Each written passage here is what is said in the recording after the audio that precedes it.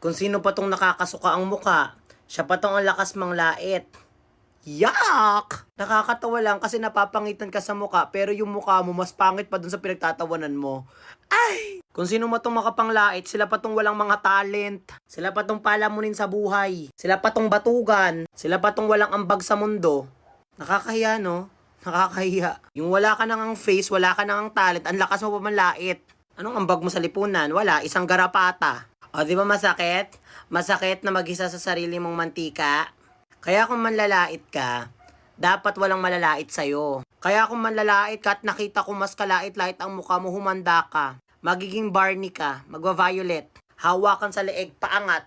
Hanggang sa magkulay talong ka. Akala mo kung sinong perfect na makapanglait, ang baho naman ang hinga. Akala mo kung sinong makapanglait, hindi naman perfect yung ilong. Oh, masakit 'di ba?